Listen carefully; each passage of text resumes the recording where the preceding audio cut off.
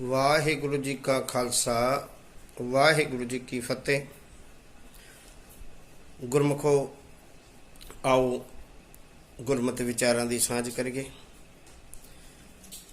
ਇੱਕ ਓੰਕਾਰ ਸਤਨਾਮ ਕਰਤਾ ਪੁਰਖ ਨਿਰਭਉ ਨਿਰਵੈਰ ਅਕਾਲ ਮੂਰਤ ਅਜੂਨੀ ਸੈਭੰ ਗੁਰ ਪ੍ਰਸਾਦ ਜਪ ਆਦਿ ਸੱਚ ਜੁਗਾਦ ਸੱਚ ਹੈ ਵੀ ਸੱਚ ਨਾਨਕ ਹੋਸੀ ਵੀ ਸੱਚ।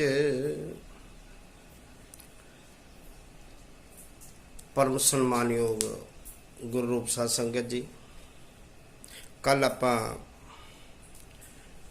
ਵਿਚਾਰ ਦੂਸਰੀ ਪੌੜੀ ਦੀ ਕੀਤੀ ਸੀ। ਆਓ ਪਹਿਲਾਂ ਸਤਿਗੁਰਾਂ ਦੀ ਫਤਿਹ ਦੀ ਸਾਂਝ ਕਰੀਏ। ਗੁਰੂ ਕੋ ਆਗਿਆ ਲਈਏ। ਸਤਿਗੁਰੂ सा मत दियो दयाल प्रभ जित तुम्हें आराधा प्रभ कीजिए कृपा निधान हम हर गुण गावेंगे। वाहिगुरु जी का खालसा वाहिगुरु जी की फतेह। सतगुरु मेहर भरिया हथ रख के गुरमत अनुसार पावन विचार करन दी सुनन दी सुन के जीवन अंदर ढालन दी समर्था बख्शो जी। सब तो पहला आपां मूल पाठ तीसरी पौड़ी का सरवण करिए। सतगुर बख्शिश करते हैं गुरमुखों।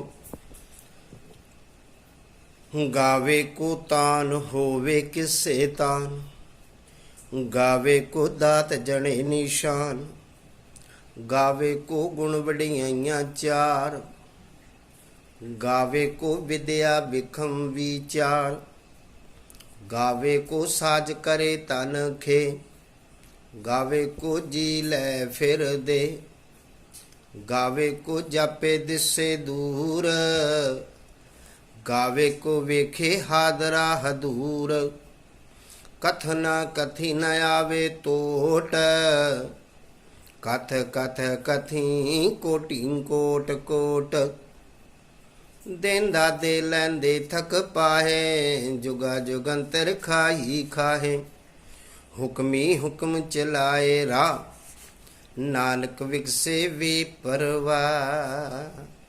इसी मूल पाठ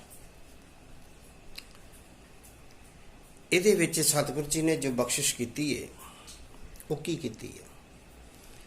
ਆਪਾਂ ਪਿੱਛੇ ਵਿਚਾਰਿਆ ਸੀ ਅੰਮ੍ਰਿਤ ਵਚਨ ਸਤਿਗੁਰਾਂ ਦੇ ਕਿ ਨਾਨਕ ਹੁਕਮੇ ਜੇ ਬੁਝੇ ਤਾਂ ਹੋਮੇ ਕਹੇ ਨਾ ਕੋਈ। हे ਨਾਨਕ ਜਿਹੜਾ ਇਸ ਹੁਕਮ ਨੂੰ ਬੁੱਝੇਗਾ ਉਹ ਹੋਮੇ ਦੀ ਬਾਤ ਨਹੀਂ ਕਰਦਾ, ਫਿਰ ਉਹ ਹੋਮੇ ਹੰਕਾਰ ਨੂੰ ਸਮਝ ਜਾਂਦਾ।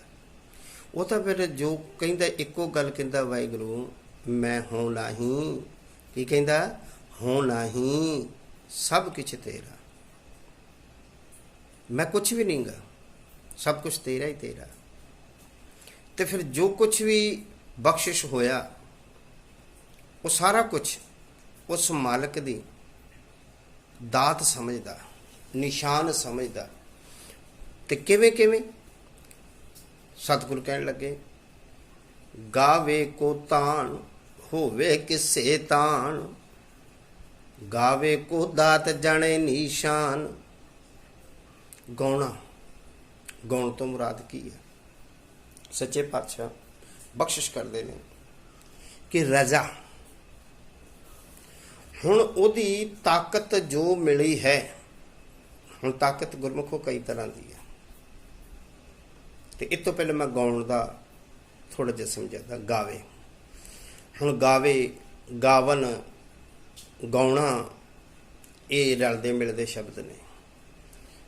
ਅਮੂਮਨ ਸੰਸਾਰ ਦੇ ਵਿੱਚ ਗਾਉਣ ਜਦੋਂ ਸ਼ਬਦ ਆਉਂਦਾ ਗਾਉਣਾ ਆ ਤੇ ਸਾਨੂੰ ਸਾਜ਼ਾਂ ਵੱਲ ਧਿਆਨ ਚਲ ਜਾਂਦਾ ਕਿ ਵਾਜਾ, ਤਪਲਾ, ਛੈਣੇ, ਹਾਰਮੋਨੀਅਮ, ਉਹ ਜੋ ਵੀ ਦੁਨੀਆ ਦੇ ਸਾਜ਼ ਨੇ ਉਹ ਇਕੱਠੇ ਕਰੋ ਤੇ ਫਿਰ ਉਹਨਾਂ ਨੂੰ ਢੋਲਕੀਆਂ ਛੈਣਿਆਂ ਨੂੰ ਵਜਾਓ ਤੇ ਫਿਰ ਗਾਓ ਤਾੜਾਂ ਲਾ ਲਾ ਕੇ।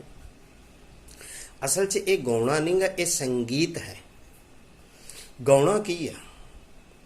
ਗਾਉਣਾ ਸਮਰਪਿਤ ਹੋਣਾ, ਗਾਉਣਾ ਰਜਾ 'ਚ ਆਉਣਾ। ਜਿਵੇਂ ਨਾ ਇੱਕ ਮਿਸਾਲ ਦਿੱਤੀ ਜਾਂਦੀ ਹੈ ਕਈ ਵਾਰ ਕਿ ਭਾਈ ਫਲਾਣਾ ਬੰਦਾ, ਫਲਾਣਾ ਜੀਵ ਨਾ ਕੋਈ ਵੀ ਫਲਾਣੇ ਬੰਦੇ ਦੇ ਬੜੇ ਗੀਤ ਗਾਉਂਦਾ ਕਿਉਂਕਿ ਉਹਦੀ ਆਗਿਆ 'ਚ ਚੱਲਦਾ ਆ। ਉਹਦੀ ਹੀ ਸਿਫਤ ਸਲਾਹ ਕਰਦਾ, ਜਦੋਂ ਗੱਲ ਕਰਦਾ ਉਹਦੀ ਹੀ ਕਰਦਾ, ਉਹਦੀ ਆਗਿਆ 'ਚ ਉਹਦੇ ਆਖੇ ਲੱਗਦਾ। ਸਮਰਪਿਤ ਹੋ ਗਿਆ ਨਾ, ਕੋਈ ਵੀ ਵਿਅਕਤੀ ਸਮਰਪਿਤ ਹੋ ਗਿਆ ਤੇ ਫਿਰ ਉਸੇ ਦੇ ਗੀਤ ਗਾਏਗਾ। ਇਸੇ ਢੰਗ ਦੇ ਨਾਲ ਸਤਿਗੁਰੂ ਜੀ ਨੇ ਸਾਨੂੰ ਸਮਰਪਿਤ ਹੋਣ ਦੀ ਜਾਚ ਸਿਖਾਈ ਆ। ਅਸਲ ਗਾਉਣਾ, ਉਹਦੀ ਰਜਾ 'ਚ ਚੱਲਣਾ, ਉਹਦੇ ਭਾਣੇ 'ਚ ਚੱਲਣਾ,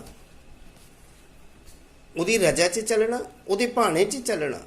ਇਸੇ ਢੰਗ ਦੇ ਨਾਲ ਜਦੋਂ ਆਪਾਂ ਇਹ ਸ਼ਬਦ ਪੜ੍ਹਦੇ ਹਾਂ ਸੋਦਰ ਦੀ ਪੌੜੀ ਵਾਲਾ, ਔਰ ਸੋਦਰ ਦੀ ਪੌੜੀ ਦੇ ਵਿੱਚ ਔਰ ਜਿਹੜਾ ਕਿ ਗੁਰੂ ਗ੍ਰੰਥ ਸਾਹਿਬ ਦੇ ਅੰਦਰ ਸਤਸੰਗੀ ਜਨੋ, ਇਹ ਸੋਦਰ ਦੀ ਪੌੜੀ 3 ਵਾਰੀ ਆਈ ਹੈ। 3 ਵਾਰੀ।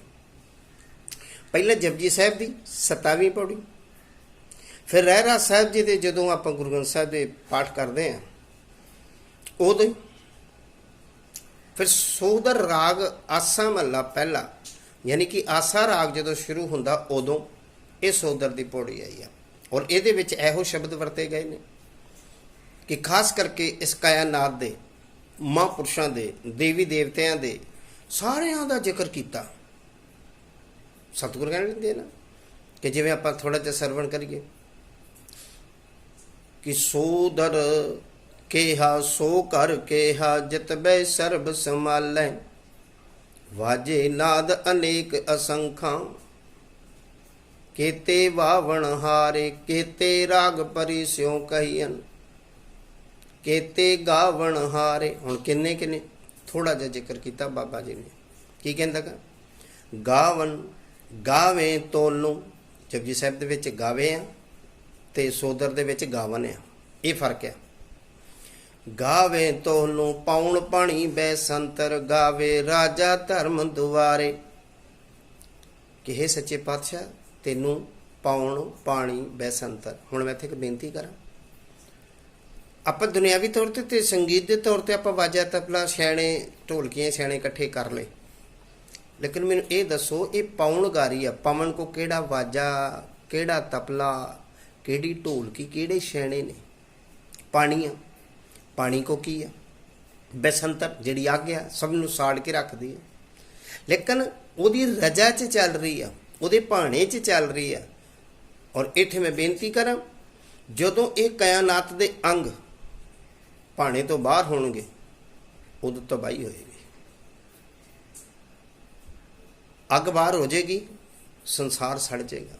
ਪਾਣੀ ਬਾਹਰ ਹੋ ਜਾਏਗਾ, ਸੰਸਾਰ ਰੁੜ ਜਾਏਗਾ।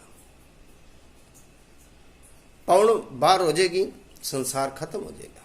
ਇਸੇ ਢੰਗ ਨਾਲ ਕਹਿਣ ਲੱਗੇ ਸੱਚੇ ਪਾਤਸ਼ਾਹ ਇਹ ਪੌਣ ਵੀ, ਪਾਣੀ ਵੀ, ਬੇਸੰਤਰ ਵੀ ਤੈਨੂੰ ਗਾ ਰਹੇ ਨੇ ਸਾਰੇ, ਯਾਨੀ ਕਿ ਸਾਰੇ ਇਹ ਕਾਇਨਾਤ ਤੇ ਕੁਦਰਤ ਦੇ ਅੰਗ ਤੇਰੀ ਰਜਾ 'ਚ ਚੱਲ ਰਹੇ ਨੇ ਤੇ ਤੈਨੂੰ ਗਾ ਰਹੇ ਨੇ। ਸਾਰੇ ਦੇਵੀ ਦੇਵਤਿਆਂ ਦਾ ਜ਼ਿਕਰ ਕੀਤਾ ਕਿ ਗਾਵੇ ਇੰਦ ਇੰਦਾਸਨ ਬੈਠੇ, ਦੇਵਤਿਆਂ ਦਰ ਨਾਲੇ। ਉਹ ਇੰਦਰ ਵਰਗੇ ਰਾਜੇ ਸਾਰੇ ਗਾ ਰਹੇ ਨੇ। ਫਿਰ ਇੱਥੇ ਵੀ ਬਸ ਗਾਵਨ ਪੰਡਤ ਪੜਨ ਰੱਖੀ ਸੁਰ ਜੁਗ ਜੁਗ ਵੇਦਾਂ ਨਾਲੇ। ਇੱਥੋਂ ਤੱਕ ਸਤਿਗੁਰੂ ਜੀ ਨੇ ਫਿਰ ਅਖੀਰ 'ਚ ਕਹਿ ਦਿੱਤਾ, ਸੇ ਮੈਂ ਚੇਤਨ ਆਵਨ ਜੋ ਤਦ ਭਾਵਨ। ਸੱਚੇ ਪਾਤਸ਼ਾਹ ਅਸਲ ਵਿੱਚ ਮੇਰੀ ਉਚੇਤ ਚੇਤੇ 'ਚ ਵੀ ਨਹੀਂ ਕਿੰਨੇ ਕੁ ਤੈਨੂੰ ਗਾ ਰਹੇ ਨੇ, ਕਿ ਕਿੰਨਿਆਂ ਕਿੰਨਿਆਂ ਦਾ ਮੈਂ ਜ਼ਿਕਰ ਕਰਾਂ ਕਿ ਸੱਚੇ ਪਾਤਸ਼ਾਹ ਹੋਰ ਕੇਤੇ ਗਾਵਨ ਸੇ ਮੈਂ ਚੇਤਨ ਆਵਨ, ਹੋਰ ਕਿੰਨੇ ਕੁ ਗਾ ਰਹੇ ਨੇ। ਯਾਨੀ ਕਿ ਕੁੱਲ ਮਿਲਾ ਕੇ ਸਾਰੀ ਕਾਇਨਾਤ ਤੇਰੀ ਰਜਾ 'ਚ ਚੱਲ ਰਹੀ ਹੈ, ਤੇਰੇ ਭਾਣੇ 'ਚ ਚੱਲ ਰਹੀ ਹੈ, ਗੁਰੀ ਬਨਵਾਜ। ਤੇ ਜਿਨ੍ਹਾਂ ਨੇ ਫਿਰ ਇਸ ਹੁਕਮ ਨੂੰ ਸਮਝਿਆ। ਅੱਛਾ ਮੈਂ ਬੇਨਤੀ ਇੱਕ ਹੋਰ ਕਰ ਦੇਵਾਂ, ਰਜਾ 'ਚ ਉਹ ਹੀ ਨਹੀਂ ਚੱਲੇਗਾ ਜਿਹਦੇ ਕੋ ਹੰਕਾਰ ਹੋਵੇਗਾ। ਮੈਂ ਕਿਉਂ ਤੇਰੇ ਆਖੇ ਲੱਗਾ, ਮੈਂ ਤੇ ਤੋਂ ਘੱਟ ਹੈ, ਹਮ ਕਿਸੇ ਸੇ ਕਮ ਨਹੀਂ। ਉੱਥੇ ਫਿਰ ਹੋਮੇ ਬੋਲਦੀ ਹੈ, ਉਹ ਬੰਦਾ ਨਹੀਂ ਬੋਲਦਾ, ਉਹ ਹੋਮੇ ਬੋਲਦੀ ਹੈ। ਇੱਥੇ ਹੁਣ ਗਾਵੇ ਕੋ ਤਾਨ ਹੋਵੇ ਕਿਸੇ ਤਾਨ। ਸੱਚੇ ਪਾਤਸ਼ਾਹ ਇਹ ਤਾਕਤ, ਹੁਣ ਤਾਕਤ ਵੀ ਕਈ ਤਰ੍ਹਾਂ ਦੀ, ਰਾਜਨੀਤਿਕ ਤਾਕਤ, ਆਰਥਿਕ ਤਾਕਤ, ਸਰੀਰਕ ਤਾਕਤ ਜਿਸਮਾਨੀ, ਫਿਰ ਰੂਹਾਨੀ ਤਾਕਤ, ਕਈ ਤਰ੍ਹਾਂ ਦੀ ਪਾਵਰ ਆ। ਹੁਣ ਜੋ ਵੀ ਤਾਨ ਮਿਲਿਆ, ਜਨ ਕੋ ਪ੍ਰਭ ਆਪਣੇ ਕਾ ਤਾਨ। ਜਿਹੜਾ ਸੇਵਕ ਹੈ ਨਾ ਉਹਨੂੰ ਤਾਂ ਆਪਣੇ ਰੱਬ ਦਾ ਤਾਨ ਆ। ਭਗਤ ਸਾਹਿਬਾਨਾਂ ਨੇ ਗੱਲ ਕੀ ਨੇ। ਇੱਕ ਗੁਰਮੁਖੋ ਮੈਂ ਬੇਨਤੀ ਕਰਾਂ, ਮਾਣ ਜਿਹੜਾ ਨਾ, ਮਾਣ ਦੋ ਤਰ੍ਹਾਂ ਦਾ। ਇੱਕ ਮਾਣ ਹੰਕਾਰ ਵਾਲਾ, ਆਪਣੇ ਆਪ ਤੇ ਮਾਣ ਹੈ। ਇੱਕ ਮਾਣ ਪ੍ਰਭੂ ਤੇ, ਦੂਸਰੇ ਤੇ ਸਮਰਪਿਤ ਹੋਣਾ। ਤੇ ਭਗਤਾਂ ਨੇ ਤੇ ਇਹੋ ਗੱਲ ਕਹੀ ਸੀ, ਸੱਚੇ ਪਾਤਸ਼ਾਹ ਮਾਣ ਕਰੂੰ ਤਦ ਉੱਪਰੇ, ਮੈਂ ਤਾਂ ਤੇਰੇ ਤੇ ਹੀ ਮਾਣ ਹੈ, ਮੈਨੂੰ ਤੇਰੀ ਆਸ ਹੈ। ਇਹ ਸਮਰਪਿਤ ਹੋਣ ਵਾਲੀ ਗੱਲ ਹੈ। ਤੇ ਸੱਚੇ ਪਾਤਸ਼ਾਹ ਮੈਨੂੰ ਤੇਰੀ ਤਾਣ ਆ, ਤੇਰੀ ਤਾਕਤ ਆ। ਗਾਵੇ ਕੋ ਤਾਨ ਹੋਵੇ ਕਿਸੇ ਤਾਨ। ਉਹ ਤਾਕਤ ਨੂੰ ਜੋ ਵੀ ਮਿਲਦੀ ਆ, ਜੋ ਸਾਡੇ ਕੋਲ ਦਾਤ ਦਿੱਤੀ ਆ, ਉਹ ਦਾਤਾਂ ਨੂੰ ਵੇਖ ਵੇਖ ਕੇ ਗਾਉਂਦਾ, ਉਹਦਾ ਸ਼ੁਕਰਾਨਾ ਕਰਦਾ। ਗਾਵੇ ਕੋ ਤਾਨ ਹੋਵੇ ਕਿਸੇ ਤਾਨ, ਗਾਵੇ ਕੋ ਦਾ ਜਣੇ ਨਿਸ਼ਾਨ। ਦਾਤਾ ਸਮਝ ਕੇ ਇੱਥੇ ਬਸ ਨਹੀਂ। ਗਾਵੇ ਕੋ ਗੁਣ ਵਡਿਆਈਆਂ ਚਾਰ, ਉਹਦੀਆਂ ਗੁਣ ਵਡਿਆਈਆਂ, ਉਹਦੀਆਂ ਸੁੰਦਰ, ਚਾਰ ਮਾਨੇ ਸੁੰਦਰ, ਉਹਦੀਆਂ ਸਿਫਤੋ ਸਲਾਵਾਂ।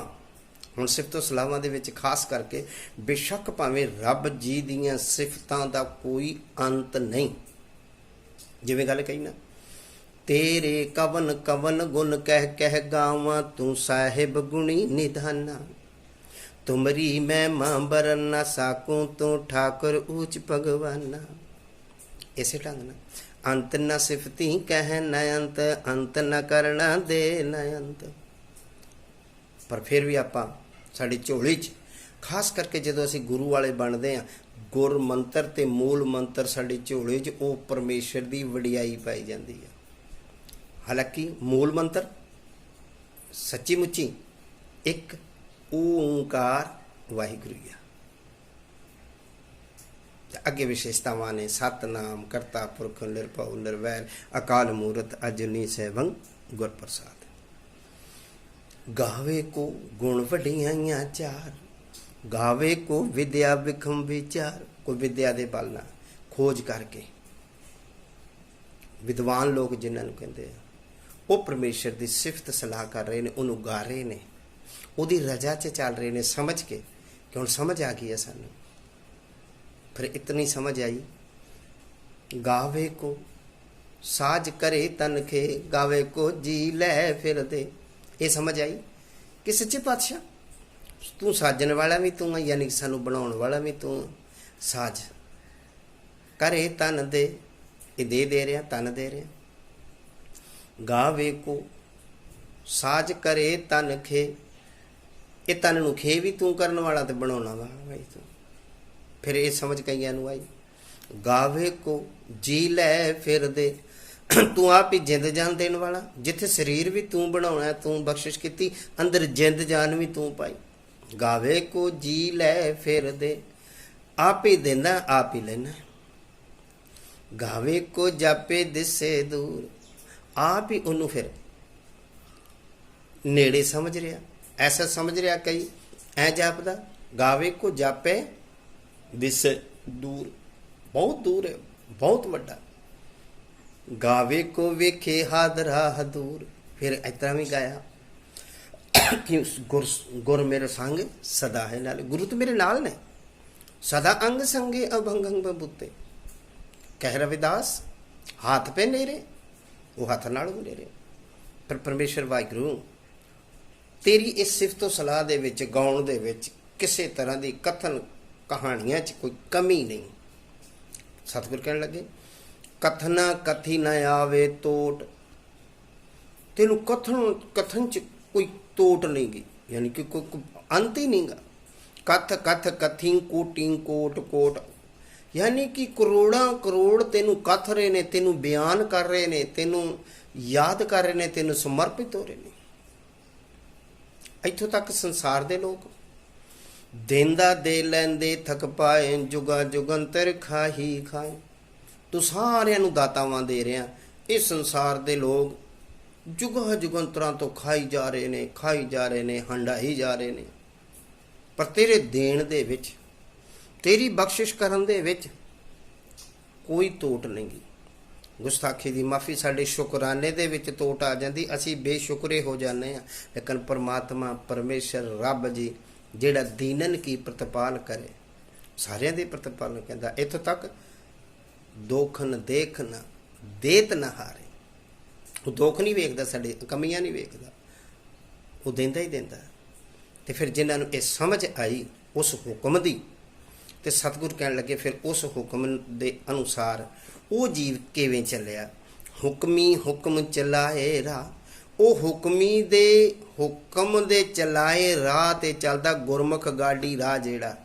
ਤੇ ਉਹ ਗੁਰਮੁਖ ਗਾਡੀ ਰਾਹ ਸਾਡੀ ਗੁਰਬਾਣੀ, ਸਾਡਾ ਗੁਰੂ ਇਤਿਹਾਸ, ਬਬਾਣੀਆਂ, ਕਹਾਣੀਆਂ ਪੁੱਤ ਸਪੁੱਤ ਕਰੇਣ। ਹੁਕਮੀ ਹੁਕਮ ਚਲਾਏ ਰਾਹ, ਉਹ ਹੁਕਮੀ ਉਹ ਆਪਣੇ ਹੁਕਮ ਦੇ ਰਾਹੀਂ ਇਹ ਰਾਹ ਦੱਸ ਦਿੰਦਾ। ਸਿਫਤ ਸਲਾਹ ਦਾ, ਨਾਮ ਸਿਮਰਨ ਦਾ। ਨਾਨਕ ਵਿਕਸੇ ਵੀ ਪਰਵਾਹ। ਧੰਨ ਗੁਰੂ ਨਾਨਕ ਸਾਹਿਬ ਦੀ ਮੋਹਰ ਲਾ ਕੇ ਇੱਥੇ ਗੱਲ ਕੀਤੀ ਕਿ ਉਹ ਭਾਈ ਵਿਕਸੇ ਪ੍ਰਫੁੱਲਤ ਬੇਪਰਵਾਹ। ਨਾਨਕ ਭਗਤਾਂ ਸਦਾ ਵਿਗਾਸ ਸੁਣੇ ਦੁੱਖ ਪਾਪ ਕਾ ਨਾਸ। ਉਹ ਬੇਪਰਵਾਹ ਹੋ ਜਾਂਦਾ। ਤਾਂ ਬੇਪਰਵਾਹ ਦੀਆਂ ਮਿਸਾਲਾਂ ਸਾਡੇ ਸਿੱਖੀ ਜਗਤ ਦੇ ਅੰਦਰ ਬੇਅੰਤ ਨੇ। ਜਿਹੜੇ ਗੁਰੂ ਨੂੰ ਸਮਰਪਿਤ ਹੋਏ ਉਹ ਭਾਵੇਂ ਤਤੀ ਤਵੀ ਤੇ ਬੈਠੇ ਨੇ, ਭਾਵੇਂ ਆਰਿਆਂ ਨਾਲ ਚਰਾਏ ਗਏ ਨੇ, ਭਾਵੇਂ ਨੀਹਾਂ ਦੇ ਵਿੱਚ ਚਿਣੇ ਨੇ, ਭਾਵੇਂ ਉਹਨਾਂ ਮਾਤਾਵਾਂ ਭੈਣਾਂ ਨੇ ਸਵਾ ਸਵਾ ਮਣ ਦਾ ਪੀਸਣਾ ਪੀਸਿਆ, ਲੇਕਿਨ ਗਾਵਿਆ ਉਹਦੀ ਰਜਾ 'ਚ ਚੱਲੇ, ਉਹਦੇ ਭਾਣੇ 'ਚ ਚੱਲੇ। ਸਤਿਗੁਰ ਸੱਚੇ ਪਾਤਸ਼ਾਹ ਕਿਰਪਾ ਕਰੇ ਅਸੀਂ ਗੁਰਬਾਣੀ ਪੜ੍ਹੀਏ ਤੇ ਗੁਰਬਾਣੀ ਵਿਚਾਰੀਏ। ਅੱਗੇ ਅੱਗੇ ਸਤਿਗੁਰੂ ਨੇ ਉਹ ਗੁਰਮੁਖ ਗਾਡੀ ਰਾਹ ਕੀ ਦੱਸਿਆ, ਅਗਲੇ ਦੀਵਾਨਾਂ 'ਚ ਆਪਾਂ ਇਹ ਵਿਚਾਰਾਂ ਸਾਂਝੀਆਂ ਕਰਾਂਗੇ। ਅੱਜ ਦੀ ਵਿਚਾਰਿਤਨੀ ਪ੍ਰਵਾਨ, ਗਲਤੀਆਂ ਭੁੱਲਾਂ ਦੀ ਖਿਮਾ, ਗੁਰਫਤਿਹ ਦੀ ਸਾਂਝ ਜੀ। ਵਾਹਿਗੁਰੂ ਜੀ ਕਾ ਖਾਲਸਾ, ਵਾਹਿਗੁਰੂ ਜੀ ਕੀ ਫਤਿਹ।